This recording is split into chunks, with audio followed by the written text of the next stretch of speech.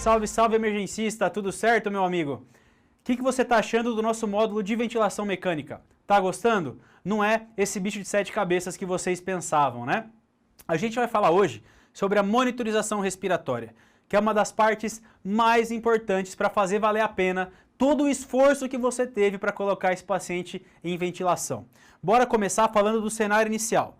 Você acabou de entubar, brilhou, passou o tubo de primeira, tubo 8,5, lindo, sedou bonitinho, fez os 7Ps, fez os cuidados pós-intubação que você aprendeu comigo lá no primeiro módulo. A gente segue, você intubou e você começa a ajustar os parâmetros do respirador e aqui os parâmetros iniciais. Já tivemos aula disso, né? Mas uma PIP de 6 a 8, uma frequência respiratória até 16, uma pressão inspiratória de 12 a 18, tudo isso a gente já teve aula, você já sabe, né?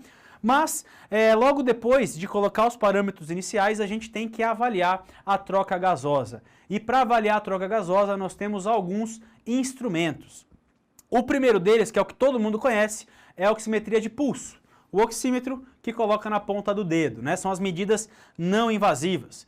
A gente tem a capnografia, que muita gente não conhece, mas ela está disponível principalmente no UTI, né? Que é a fração expirada de CO2, isso pode ajudar a gente a entender como que está a ventilação do paciente. E o padrão ouro, que é a gasometria arterial, que todo paciente pneumocrítico tem que ter a sua gasometria para avaliar a retenção e troca. Tudo isso eu vou falar para você logo mais, né? Vamos começar pela primeira, que é a oximetria de pulso, que é essa ondinha bonita que a gente vê no monitor. Veja que eu falei ondinha bonita. Se ela está feia, se ela está muito alta, se ela está reta, você não leva em consideração esses valores, né? Como que funciona a oximetria de pulso? É um aparelho que funciona por espectrofotometria. Olha o trava-língua, né? Espectrofotometria. O que isso quer dizer? Vai lançar a luz aqui na ponta do seu dedo e ela vai captar essa luz do outro lado. A hemoglobina, ela capta, ela fica oxigenada, né? São essas moléculas que captam, as hemácias, elas captam o oxigênio. Então, ao identificar esse feixe de luz depois que ela passa do seu dedo, ou seja, daqui para cá, o aparelho consegue identificar qual que é a fração de sangue que você oxigenou. Tranquilinho? Só para você entender qual que é o mecanismo aí, por isso que tem aquela luz, né? Tem correlação com a saturação de O2, é preciso, né, essa determinação, oximetria de pulso e saturação em mais de 96, 97% dos casos, ela erra muito pouco, né? E as limitações, por quê? Eu te falei que precisa de luz para você ver a avaliação de captação pela hemoglobina. Então, se tem a luz aqui, eu preciso de um fluxo pulsátil de sangue. Para cada batimento, o aparelho conseguir me ler quanto que eu estou oxigenando esse paciente. Por isso que algumas limitações, como a hipotensão, onde eu vou ter uma perfusão deficitária, eu não vou ter essa onda de pulso muito intensa, a gente tem dificuldade na oximetria. O paciente que está, por exemplo, com vasoconstritor em dose alta, está com nora lá no teto, está com vaso lá em cima, esse paciente ele vai ter limitação na sua curva de oximetria, né? E disfunção da hemoglobina, aqui eu vou citar duas, né? A meta-hemoglobina, o aparelho, ele vai identificar a meta-hemoglobina de uma forma diferente, ou seja, o paciente com meta-hemoglobina, ele vai ter uma saturação ao oxímetro mais baixa do que a real, isso porque o aparelho ele não identifica essa captação pela meta-hemoglobina, então é o paciente que vai te dar na gás uma saturação de 97 e ao monitor vai estar 70 e alguma coisa, né? E outro ponto aqui em disfunção da hemoglobina é nos pacientes vítimas de incêndio, que inalam fumaça, né? O monóxido de carbono, ele se liga à hemoglobina e forma carboxihemoglobina. Esse aparelho, essa molécula, perdão, ela é lida pelo aparelho de forma que sejam hemácias oxigenadas. Então, a oxigenação no oxímetro vai ser muito maior do que a real, porque o aparelho vai ler a carboxihemoglobina como se fosse realmente moléculas que captaram oxigênio, né? E outra limitação são em pacientes com a saturação muito baixa. Isso tudo varia muito de paciente para paciente, só que numa saturação muito baixa o aparelho tende a errar. Aqui você não precisa ter tanto medo, porque se o paciente está saturando 75, provavelmente ele vai ter um desconforto respiratório, ele vai estar dispneico, vai ter outra alteração. Mas para saturações muito baixas de oxigênio, a saturação arterial muito baixa, o oxímetro realmente ele tem uma certa limitação, né? E alguns mitos que todo mundo fala, mas ninguém sabe realmente o que acontece, se interfere, se não interfere, e a gente vai tirar eles agora. O primeiro é a anemia. Paciente com anemia, o aparelho não lê direito. Isso não é verdade, né? A hemoglobina, desde que ela esteja acima de 2,3, a gente consegue ler com o oxímetro. Meu querido, você já viu algum paciente com HB de 2,3? Se você viu, cara, corre e faz alguma coisa porque vai dar errado, né? Então, paciente com 2,3 de HB é a minoria da minoria da minoria. Luz ambiente atrapalha, ambiente muito claro? Nada a ver. Pele escura também não atrapalha. E aqui, o queridinho das dúvidas, que é o esmalte. Meu amigo, se o esmalte for muito escuro, preto, roxo, aí sim ele pode afetar pouco a leitura do oxímetro. Mas se é um esmalte vermelho, rosado, ele é mais claro, vida que segue, não tem limitação nenhuma. Então esses são mitos da oximetria, é o que a gente mais tem disponível, é o que você precisa conhecer. Tranquilinho? Vamos falar de capnografia? Aqui é mais delicado, tem muita gente que não conhece, né? Quem tem uma demanda mais em UTI, por exemplo, tem uma afinidade maior com capnógrafo. Mas que nada mais é do que a fração expirada de CO2. Vamos comigo aqui simular uma respiração. Inspirei. Uma parte desse ar que eu inspirei, ele vai para o alvéolo, ele vai para o interstício, e a gente, a hora que exala, a gente não exala tudo. Essa fração expiratória de CO2 é o que lê a capnografia. Então, basicamente, é entender essa dinâmica de gás carbônico, né? Por que a capnografia ela é limitada em algumas situações? Tudo que a gente coloca dentro do pulmão, ou seja, todo o ar que a gente inspira e a gente não exala, o ar que fica aprisionado, a gente dá um nome bonitinho de espaço morto. Conforme o paciente for aumentando o espaço morto, o CO2 vai ter dificuldade, ele vai ficar cada vez mais aprisionado, porque nós temos a saturação venosa chegando, a troca da PO2 e o sangue arterial. Isso tudo quando a gente tem um aumento de espaço morto, a capnografia ela não vai ser tão verossímil, eu falo com isso para você no próximo slide com mais calma. Então, uma base fisiológica aí, que é meio chato, eu sei, mas calma, segura a barra, né? Que existe um gradiente, uma diferença entre a fração expirada de CO2 do capnógrafo e a PCO2 da gasometria. Esse gradiente ele é variável. A gente costuma falar que vai de 1 a 5 milímetros de mercúrio em condições fisiológicas. Então, se você tem um paciente que está lá com o seu PCO2 no capnógrafo de 35, você pode considerar que tem 40 na sua gaso arterial, o PCO2 da gaso arterial está em 40. Esse gradiente é justamente essa diferença. Por que isso é um problema, meu amigo? Porque em pacientes com espaço morto, em pacientes com baixo fluxo pulmonar, em que o sangue não vai conseguir lavar esse ar que está ali, não vai ter perfusão para tirar esse CO2. Então vai se acumular, e isso tudo aumenta o espaço morto, isso tudo aumenta a curva de capnografia, por mais que isso não seja a realidade, né? E o baixo fluxo pulmonar também. Num TEP, por exemplo, em que chega menos sangue, né? Menos perfusão no alvéolo, você vai ter uma dificuldade em retirar, em lavar esse ar aprisionado. Isso tudo aumenta o espaço morto e aumenta a curva da capnografia, né? Por isso que nós temos indicações precisas de capnografia. E a primeira delas você conhece, que é o posicionamento do tubo pós-intubação. A Karina falou isso para você na nossa aula de intubação, que o capnógrafo é o padrão ouro, né? Qual é outra indicação bacana do capnógrafo? É quando o tubo ele se desloca no transporte. A curva tá lá bonitinha, e aí você vai tirar da maca para tomo, e você vê que a curva perdeu. Pode ter um deslocamento de tubo, inclusive extubação, né? E em pacientes neurológicos isso aqui é muito lindo, porque lembra daquele gradiente que eu te falei, de 1 a 5? Geralmente, o paciente neurológico, ele não tem, via de regra, é claro, tem que ser individualizado, um pulmão ruim. Ou seja, ele troca bem, ele tem uma frequência respiratória ok, ele está sincrônico com a ventilação. Nesse paciente, o gradiente é mais constante.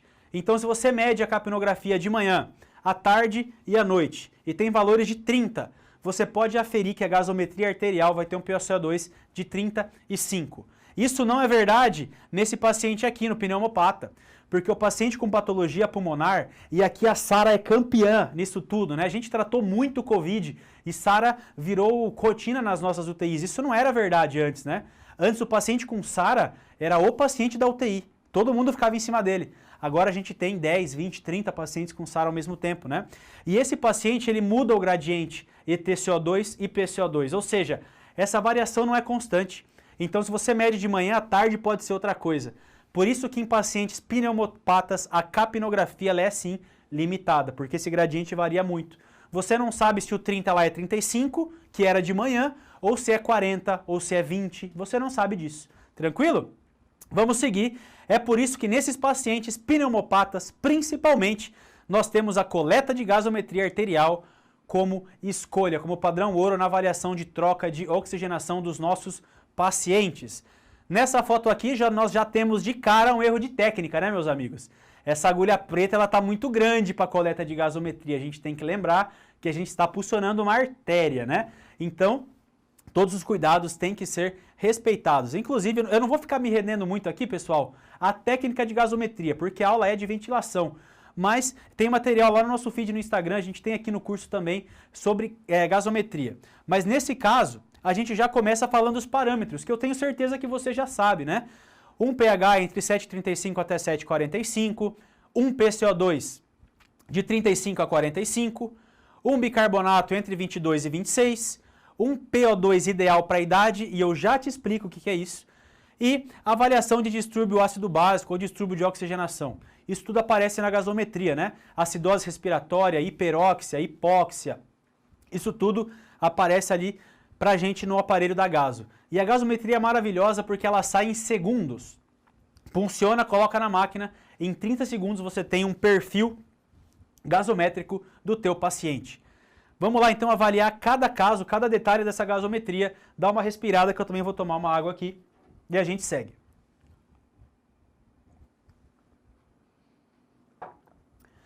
Bom, avaliei a gasometria, lembrei com vocês todos esses parâmetros que você já sabe. E agora eu vou te falar de oxigenação. Existem alguns distúrbios na gasometria que a gente consegue arrumar de uma forma bastante rápida. E um deles é o de oxigenação, né? Onde a gente vai ver a PO2. Mas não faz muito tempo eu te falei que a PO2 varia de idade para idade. E a gente calcula baseado nessa fórmula. 109 menos alguma coisa. Opa, se é 109 menos alguma coisa, tudo que está acima de 109 já é hiperóxia. Olha a mãe aí, olha a malandragem. Isso tudo vale também dentro de sala de emergência. Então, se o paciente está com uma PO2 de 120, 130, já é uma hiperóxia. Então, 109 menos a idade vezes 0,43. Isso tudo vai te dar um valor ótimo de PO2 para essa idade do paciente. E aí, mais a hiperóxia, abaixo a hipóxia. Não tem muito segredo, né? Outra coisa importante para avaliar a PO2 é a relação PF, que aqui fica até fácil de falar, porque a gente está num cenário de pandemia. Então isso tudo é muito frequente para nós na nossa rotina de UTI. E se você não sabe, se você não participa, se você não trabalha, não tem problema que a gente fala da mesma forma. A PF, ela me diz quanto de FI eu tenho que entregar para o meu paciente para que ele tenha uma PO2 satisfatória. Vou fazer um exemplo que eu vou te convencer, eu tenho certeza. Pega um paciente com 100 de PO2. 100 de PO2 e ele está com 100 de FI no respirador. Quanto que é a relação dele? 100 dividido por 1, que é o 100%. Ou seja, PF de 100. Ok. Pega outro paciente com uma PO2 de 100, porém com uma FO2 de 25. Então dá 100 dividido por 0,25, que vai dar 400. Então o mesmo paciente com a mesma PO2, um deles está com uma relação de 100, que é uma SARA gravíssima, e a outra está com 400, que provavelmente é maior do que a minha, dando essa aula para vocês. Então, a relação PO2-FO2 é extremamente importante para entender a quantidade de oxigênio que eu tenho que dar para manter uma PO2 básica, uma PO2 ótima para o meu doente, né? Nós temos distúrbio de oxigenação e também temos distúrbio de ventilação, que está relacionado ao CO2, né? O valor ótimo na gasometria é de 35 a 45, não tem segredo. E uma atenção aqui aos retentores crônicos. E aqui eu vou te dar uma dica de ouro. Eu sempre falo isso e espero que você esteja anotando. Então pega lá a sua caneta colorida que você gosta e já faz um quadradinho, né, um círculo no teu resumo e coloca que pacientes retentores crônicos, o PCO2 ele já é mais alto. E como que você sabe se isso é agudo ou se é crônico? Dá uma olhadinha no bicarbonato, tá bom? Pacientes retentores crônicos, o bicarbonato também é mais alto de base. Então não espere um paciente com PCO2 crônico de 50, um bicarbonato de 23. Aqui aparece BIC de 28, 29, 31, 32, né? Isso tudo, se você ver a aula de como ventilar asma e DPOC, eu já te falei lá também. Mas vamos seguir com um caso clínico porque a gente gosta de pôr a mão na massa, a gente é emergencista. Tocar o barco.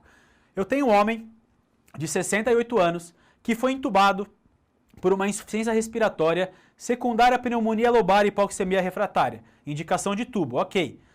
Eu coloquei ele para ventilar em VCV. Aula de parâmetros básicos e modos ventilatórios vocês já tiveram. A FO2 de 40, show de bola. Uma PIP de 6, frequência de 16, um platô de 20 com fluxo de 50 e um volume de 6 ml por quilo.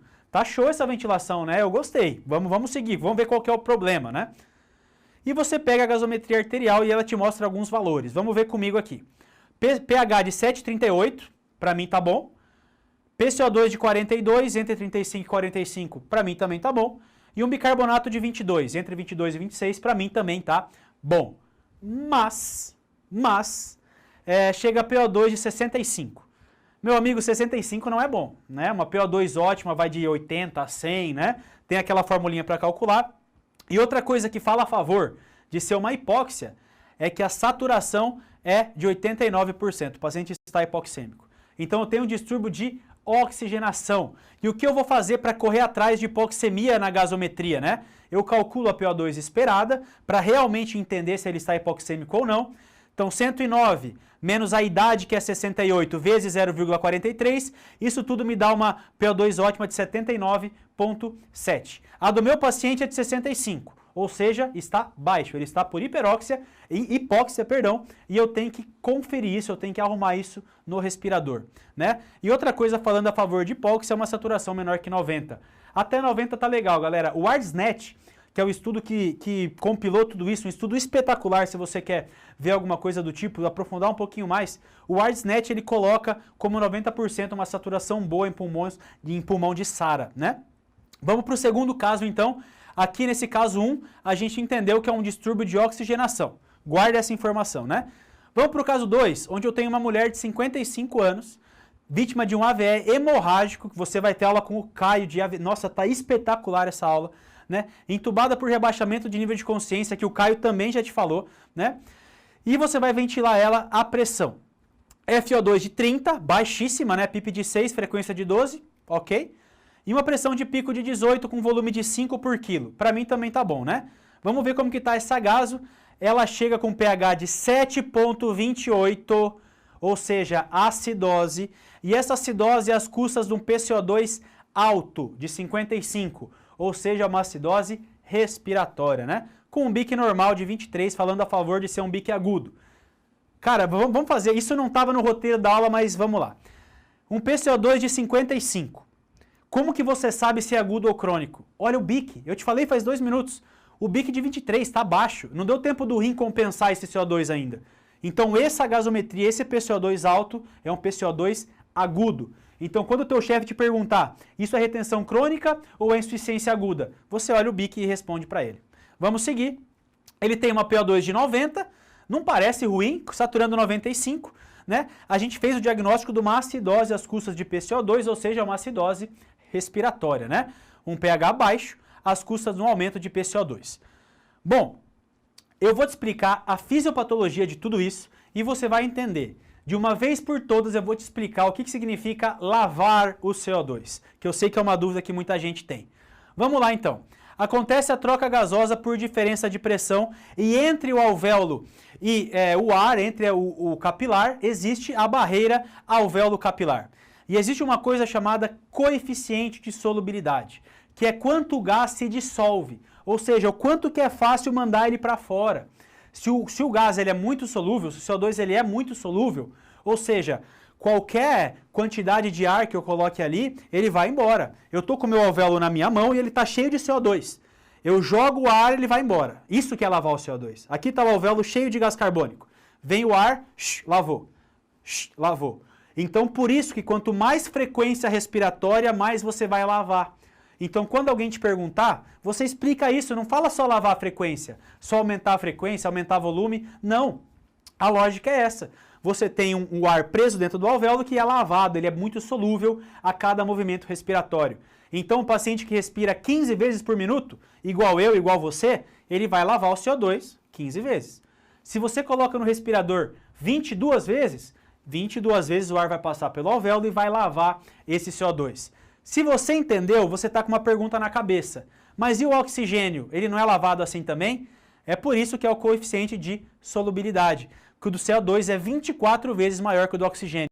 Imagina que horrível se a gente tivesse oxigênio e a cada respiração fosse lavando o O2. Não faria sentido, por isso que o corpo é tão perfeito. Isso é lindo, pessoal, isso é maravilhoso, né? Para mostrar para vocês, nós temos aqui o alvéolo e a gente tem o capilar. E aqui a membrana alvéolo-capilar. O CO2, ele está entrando. Isso tudo é por gradiente de pressão. Se eu tenho mais pressão dentro do alvéolo e menos pressão dentro do capilar, o ar vai de onde tem mais pressão para menos pressão. Então, por que que o oxigênio ele não é lavado como o CO2 é lavado com troca de volume? É porque o coeficiente de solubilidade do CO2 é muito maior que o do oxigênio. E isso é bom. Isso faz a gente não ter que ficar oxigenando. E ao contrário do CO2, que você aumenta a frequência, e imediatamente esse volumão já passa ali no alvéolo e já leva ele embora, né? Bom, então agora eu vou te falar de ajuste. Eu te falei do que é, te falei a fisiopatologia e agora eu vou te explicar como que trata. E é aqui que você pena.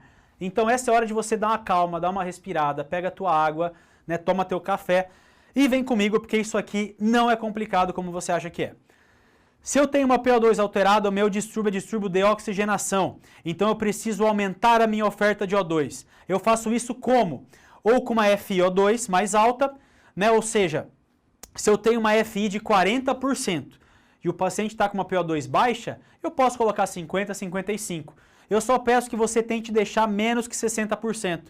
A FI maior que 60% ela é deletéria, né? É claro que existem casos e casos. Existe paciente que você precisa de uma FI alta. Agora com o Covid, então, a gente cansou de ver isso, né? Bom, ou eu posso aumentar a FI ou eu posso aumentar a PIP. Por que a PIP? A PIP é a pressão expiratória final. Já tivemos aula disso, comigo inclusive. Então a PIP, ela abre o alvéolo. Se eu estou com pouca troca, com pouca oxigenação, se eu aumento a PIP, eu recruto mais alvéolos. E é assim que a PIP interfere, é assim que a PIP aumenta a oxigenação. A torta e a direito? Não, claro que não, né? Então, atenção com a hiperdistensão alveolar. Você está abrindo alvéolo, mas chega num ponto que você vai fazer isso ocorrer além da conta. E eu te dei aula de complicação de ventilação mecânica. Eu falei contigo de barotrauma, de volutrauma. Então, quanto mais inflamação, mais distensão, mais o pulmão do teu paciente vai se parecer com o pulmão de Sara. Por isso que a PIP ela tem que ter um cuidado especial com ela. Em doenças obstrutivas também, né? O paciente com DPOC, por exemplo, ele já tem uma dificuldade de exalar o ar. Então ele inspira e não consegue exalar. Por isso que o raio-x do DPOC é hiperinsuflado. Aqui, na doença obstrutiva, se você aumenta a PIP, quanto mais ar entra, quanto mais o alvéolo está armado, é mais difícil para ele sair também. Então, se você aumenta muito a PIP, nesse caso do obstrutivo, aumenta-se o espaço morto, como a gente comentou no começo da aula. Vocês viram como tudo está casando, como tudo faz sentido? Não é tão difícil, né? Então, vamos responder o caso.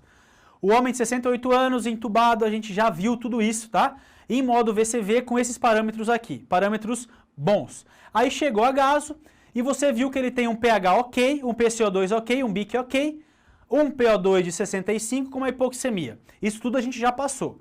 Então eu preciso te ensinar agora como que você trata essa hipoxemia. E como eu já te dei a base teórica, fica fácil de entender. Qual que é a PO2 do paciente? 79. Se está em 65, eu já sei que é uma PO2 baixa. Eu preciso ajustar. E além disso, ele já me deu uma saturação menor que 90, mostrando, ó, esse paciente está hipoxêmico, jogando na tua cara. Ó, tem que melhorar isso, né? Então, como que eu ajusto? E esse slide, eu não sei qual número que é, finge que é o slide, sei lá, 60. Esse você pega ele e salva, tá? Esse você salva, né? Você vai então ter a hipoxemia e você vai correr atrás de parâmetros. Eu posso aumentar a FiO2, eu posso aumentar a PIP, eu te falei isso. Se a FI está de 40, eu posso colocar 45, posso pôr 50, né? Se a PIP está 6, eu posso pôr PIP de 7, posso pôr PIP de 8? Posso, né? Os outros parâmetros, frequência, pressão, o fluxo, o volume, eu não preciso mexer, porque a dificuldade é de oxigenação, não é de troca. Deu para entender? Vamos para o segundo caso. E aqui eu te falo sobre o ajuste de ventilação quando você quer lavar o CO2. Quando a PCO2 está alterada, a gente ajusta o respirador para lavar tudo isso. Só que essa é uma resposta que você não pode dar para o teu staff na visita de UTI. Você tem que falar o porquê que você vai lavar isso e de que forma você vai fazer. Estou falando muito de UTI, mas é claro, sala de emergência também, né? Bom, como eu te falei, o CO2 ele é solúvel, extremamente solúvel. Então qualquer ar que entra, ele lava ele para fora. Pensa que nessa sala onde eu estou gravando está cheio de CO2. Quando eu estou inspirando, eu abro a porta da sala e todo o CO2 sai. E ele se acumula. Aí ele acumula, a hora que eu abro a porta, ele sai. Abrir a porta é lavar o CO2, é entrar ar nessa sala, no caso do alvéolo. Eu estou explicando isso porque agora fica claro que aumentando o volume corrente você lava o CO2. Quanto mais volume, mais solubilidade, maior a gente tira o CO2. Isso que significa aumentar o volume. É isso que significa aumentar a frequência. Quanto mais incursões respiratórias, mais inspiração, mais você vai lavar todo esse ar. Fechou? A torta direito também? Não, né? Tem que ter alguma tensão com a pressão de platô. Quanto mais volume, mais pressão. E se você estoura a pressão de platô, você estoura o driving pressure, que está associado à lesão pulmonar induzida à ventilação. Né? São termos que você já conhece, já tivemos aula disso aqui, né? Então, cuidado tanto com a driving pressure como com a pressão de pico. Quando aumenta o volume, por consequência, você também aumenta a pressão.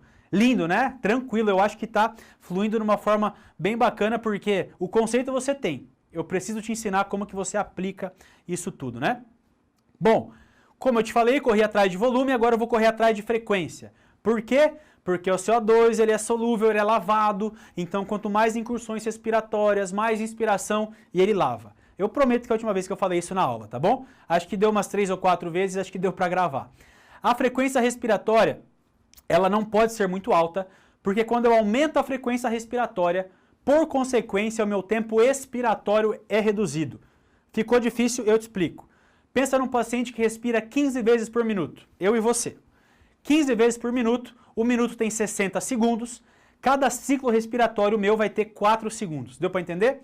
60 segundos em 1 minuto, eu respiro 15 vezes por minuto, ou seja, a cada 4 segundos eu faço uma expiração, né?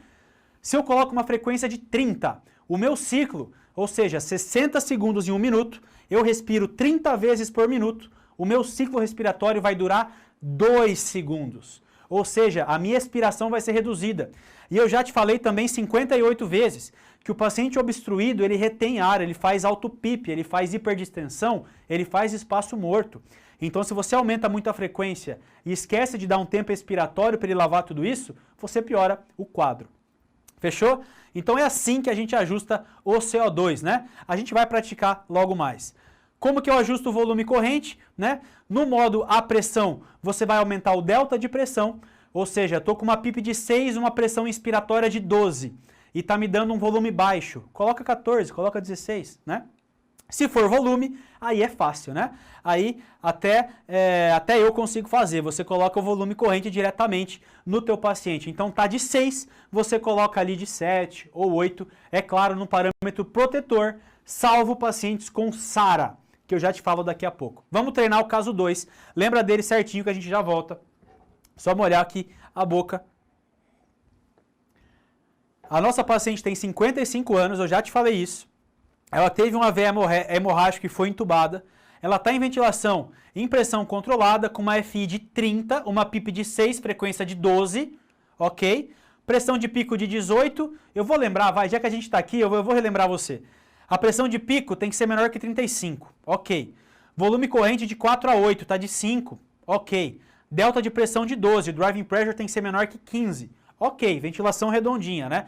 Parece até que foi você que preparou esse ventilador, foi o nosso aluno que colocou tudo isso. E a gente tem a gasometria pós o tubo que te mostra uma acidose respiratória. Antes de eu jogar o slide, eu te dou 5 segundos para você pensar o que você vai fazer para lavar esse CO2. 5. Já te falei e você tem que ter respondido isso, né? A primeira coisa, pessoal, que não é um distúrbio de oxigenação. A minha PO2 está boa e a minha saturação está boa. É um distúrbio ventilatório, é uma acidose respiratória e eu preciso lavar esse CO2. Como, né? Eu preciso lavar o CO2 aumentando ou o volume corrente ou a frequência respiratória.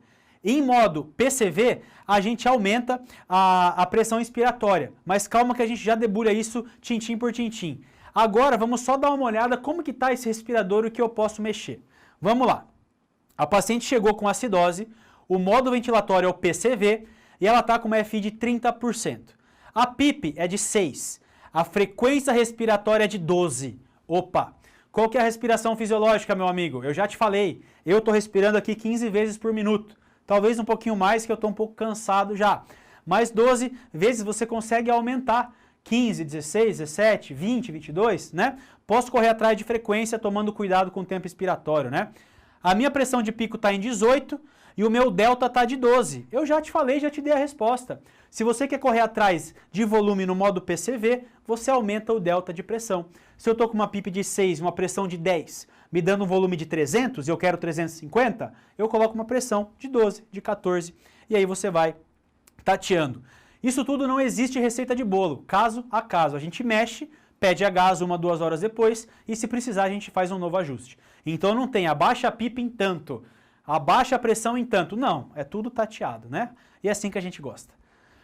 Bom, volume corrente a gente também precisa mudar, só que como eu estou a pressão, se eu coloco um delta maior, o meu volume também vai aumentar. Tá 5 ml por quilo, eu preciso colocar até 8 ali. Segura essa informação que no último caso a gente relembra. Vamos para o terceiro caso, né?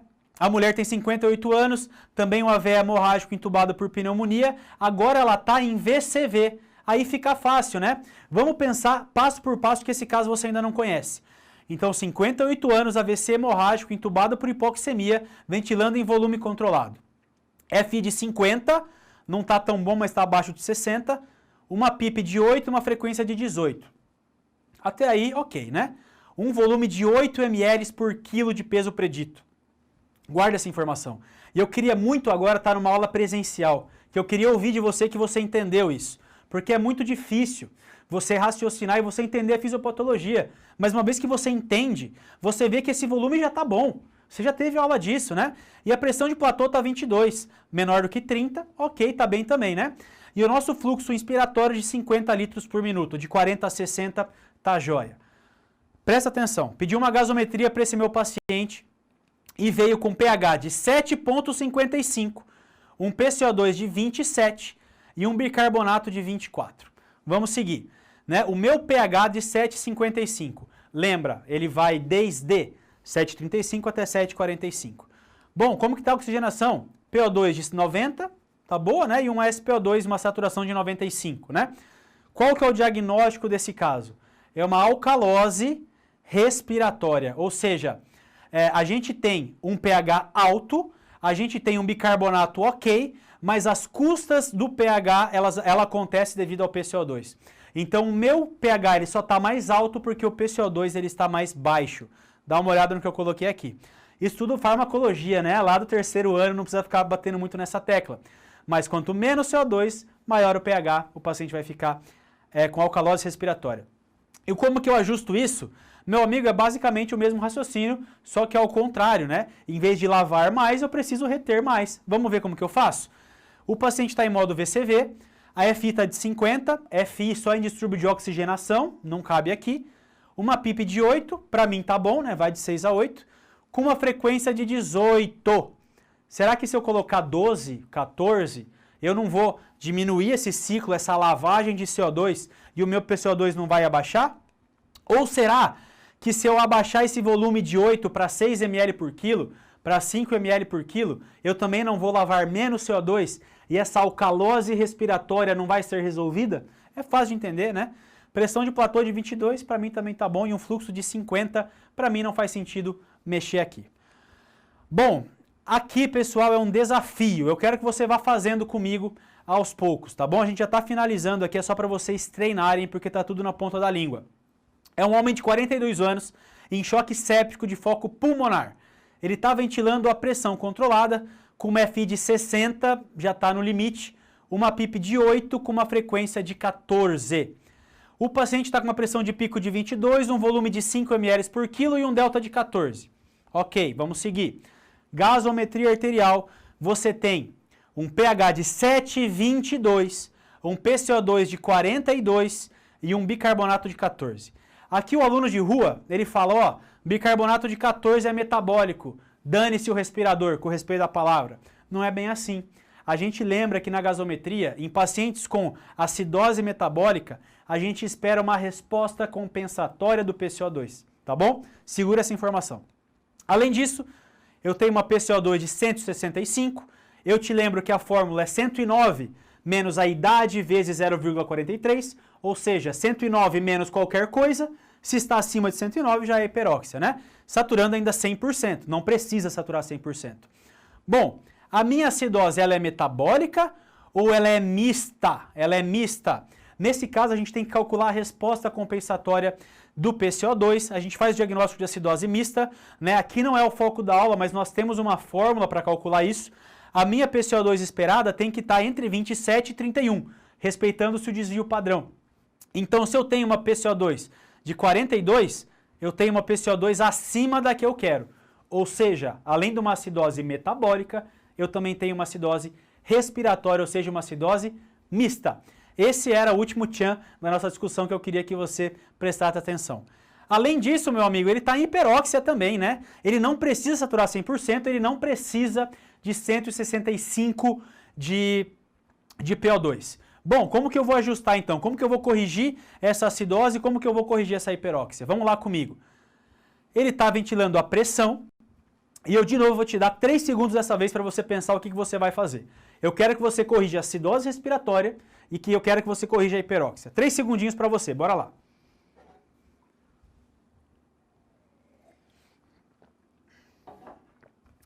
Bom, ele está ventilando a pressão e a minha FI está de 60. Eu te falei que a FI tem que ser a mínima possível para o paciente ter uma saturação básica normal. 92 a 94, salvo algumas diferenças. Mas se está a 60 e o paciente está saturando 100% com uma PO2 lá na casa do chapéu, eu posso pôr 50, posso pôr 45, posso pôr 40. A hiperóxia, moçada, ela é também deletéria. O oxigênio em excesso ele também faz mal, né? A minha PIP está de 8. Eu te falei que para aumentar a oxigenação, eu posso ou mexer na FI ou mexer na PIP. Nesse caso, a PIP está de 8, eu posso baixar ela também, né? Aquele mesmo raciocínio. Quanto mais PIP, mais alvéolo, mais oxigenação. Aqui, quanto menos PIP, menos alvéolo, menos oxigenação. Grava desse jeito, mas não é bem assim, né? Se eu reduzo a PIP, eu posso colapsar o alvéolo e aí o problema é muito maior. Então, PIP ali de 6 a 8 está de bom tamanho. Nesse caso, FI ali de 50, uma PIP de 6 é por onde eu começaria, pedindo uma gasometria logo em seguida. Frequência respiratória de 14. Meu amigo, eu te falei, a gente está com uma acidose respiratória, eu tenho que lavar esse CO2. Aumenta essa frequência. Quanto mais ar entra, mais CO2 vai embora. Ele é solúvel. Então, colocaria uma frequência de 18, 20, 22, né? Pressão de pico de 22, ok, com um delta de 14. Muito delta, muito volume. Se eu quero mais volume, eu aumento o delta. Se eu quero menos volume, eu reduzo o delta. Então, se eu estou com uma PIP de 6, de novo, pessoal, PIP de 6, pressão de 10, tendo um volume alto, com um delta alto, se eu reduzo o delta, eu reduzo o volume. Se eu aumento o delta, eu aumento o volume. Se eu quero lavar esse CO2, é claro que eu vou aumentar tudo isso aqui. Coloca um delta de 16, de 18, às vezes dá certo, tá bom? Delta de pressão não é a mesma coisa que driving pressure, fechou? E o nosso volume de 5 ml por quilo eu consigo aumentar, né? Salvo algumas situações como o pulmão, um pulmãozinho especial, que é o caso 5, que é o último caso para a gente fechar a nossa discussão. Bom, a mulher está com 65 anos e está com SARA, né? Síndrome de desconforto respiratório agudo, está ventilando a volume, com uma FO2 de 80, uma PIP de 14 e uma frequência respiratória de 25. Parece muito para você? Dá uma chegada nas UTIs Covid que estão rolando aí, você vai ver que os ventiladores, infelizmente, estão em parâmetros altíssimos, batendo no teto, né? Mas vamos seguir. É uma SARA, não falei que é Covid e nem pode ser que não seja, né? Bom, o volume está de 6 ml por quilo, né? A pressão de platô de 28. Pacientes com SARA, eles têm uma resistência, uma redução de complacência, na verdade. Então o platô ele pode estourar. Driving pressure de 14, beirando 15. Eu te falei na aula de complicação de VM que um driving pressure maior do que 15, ele está associado à lesão pulmonar, associada à ventilação mecânica. Então o meu delta está quase lá. Não quer dizer que 14 não tem lesão. Tem, mas o risco é menor. Não quer dizer que um platô de 28, que é menor do que 30, não vai ter lesão. Vai, mas vai ter menos que 34, 35, entendeu? E o nosso fluxo a 50 litros por minuto. Bom, a gasometria dessa paciente com SARA, ela chega para você com pH de 7,10, isso aqui mata, isso é incompatível com a vida, né? Um PCO2 de 60 e um BIC de 22. Eu tenho uma acidose respiratória. De novo, Eu vou dar um tempinho para você pensar o que você faria, 3 segundos, e aqui eu já te adianto. Tem uma pequena pegadinha. Pensa aí.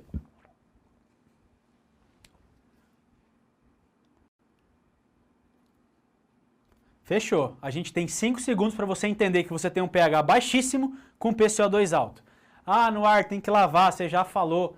Olha que tem um detalhezinho importante, né? Aqui, meu amigo, eu tenho meu PO2 de 75, saturando 90%. Lembra, na SARA 90% tá bom. O ARDSNet foi feito com essa meta de saturação. O meu diagnóstico é uma acidose respiratória. Eu já sei, você já sabe. Por quê? Porque o meu pH está mais baixo às custas de um PCO2 mais alto. Tá bom? Isso eu já sei. Bom, então nós temos esse diagnóstico, agora eu vou te mostrar como que nós tratamos essa paciente. É uma acidose respiratória, né? Nós temos um pH baixo associado a um PCO2 alto e a paciente está ventilando a volume, né? Vamos lá, de novo. Não vou dar tempo, porque eu já dei tempo demais. Já é para estar na ponta da língua já. Né? Modo de volume, eu preciso lavar o CO2, ou aumentando o volume corrente, ou aumentando frequência respiratória, né? Vamos lá, nesse caso o paciente está com 80% de FI, é uma baita FI, tá? O paciente está gravíssimo, né? Uma PIP de 14, que é uma PIP alta, mas em pacientes com SARA. Vocês vão ter aula de SARA, né? A gente coloca uma PIP mais alta e a frequência respiratória está em 25. Putz, será que eu posso colocar 28, 30? Pode. Então aqui a gente pode correr atrás para lavar esse CO2 com um pouco de frequência. Lembrando, aumenta a frequência, cuidado com o tempo expiratório. O paciente tem que ter tempo para exalar tudo isso aí, né? E olha a pegadinha, volume corrente de 6 ml por quilo. Ah, no ar, se é de 6 a 8, eu coloco 8, eu vou lavar, vou aumentar o volume e o paciente vai melhorar. Negativo. Pessoal, estou falando de SARA. A SARA, síndrome de desconforto respiratório no adulto, ela tem um tratamento, que é a ventilação mecânica e ventilação protetora. Pacientes com pulmão de SARA, um volume muito alto, maior do que 6, ele é nocivo. Estoura pressão de pico, pressão de platô, driving pressure. Então, pacientes com pulmão de SARA, um volume mais baixo mesmo, de 4 a 6 ml por quilo, né? A pressão de platô, ela também vai aumentar se você fizer isso que você está fazendo, ou seja, aumentar o volume, então cuidado. E a driving pressure também. Se você sobe esse volume, você aumenta o driving pressure e faz lesão pulmonar. Então, nesse paciente, como já está com 6 ml por quilo, vamos tentar correr atrás de frequência e vai tateando, daqui uma hora você colhe ou tragaso, né? Fluxo respiratório de 50, ok, tá de bom tamanho. Acabou a aula? Calma, ainda não. Um pouquinho mais longa hoje, mas respira, toma o último gole de café aí que tá acabando, né? Quais são os alarmes do respirador? E aqui, chega o paciente lá na UTI, o alarme apitando, bi, bi, bi, bi, bi, e você vai lá e vai desativando todos os alarmes. Isso é ruim, porque se extrapolar alguns limites, e eu vou expor esses limites para você, o paciente pode ter lesão pulmonar. Então, pressão de platô tem que ser de 30. Mais do que 30 é nocivo. Aí o ventilador apita e você ajusta. A pressão de pico tem que ser menor do que 40. Então, se o paciente faz 45, 50, o ventilador apita e você ajusta, né? Volume corrente na SARA de 6 ml por quilo. Mais do que isso, o respirador apita, né? E os demais alarmes conforme a sua programação. Não tem mais nada a ser falado aqui, isso tudo você vai ter apoio ali na hora, né? Isso tudo não acontece de um momento para o outro, você tem tempo para se preparar, né? Resumindo os ajustes, então, aumentando o volume corrente, eu aumento o fluxo de ar, eu lavo o CO2, o PCO2 cai, né? Quando eu estou falando de volume controlado, eu aumento o volume diretamente, tá? 400 eu ponho 450, é fácil. Se eu estou com pressão controlada, quanto maior o delta de pressão, maior o volume corrente. Já tivemos aula disso, né? Outro lado, se eu quero lavar o CO2, eu posso aumentar a frequência respiratória, vai diminuir o PCO2. Quanto mais frequência, mais ar é ciclado dentro do alvéolo, mais se lava o CO2, né? Falei que não ia repetir, mas acabei de repetir mais 2 vezes. Ajuste de oxigenação. Subindo a FI, eu aumento a PO2. Subindo a PIP, eu recruto mais alvéolos e eu também aumento a PO2. Tudo isso com parcimônia, né? PIP demais tem problema, FI demais tem problema, volume demais tem problema. Tranquilo? Pessoal, acho que o bate-papo era esse, deu para resumir bacana a monitorização respiratória. Intubou? Dá uma olhada na gaso, dá uma olhada no respirador e ajusta isso, ó, com a ponta do dedo, porque é importantíssimo. Essa foi a nossa aula aqui no módulo de ventilação. Eu te encontro mais para frente aí no nosso PS Medway. Espero que você esteja gostando. Um grande abraço. Valeu!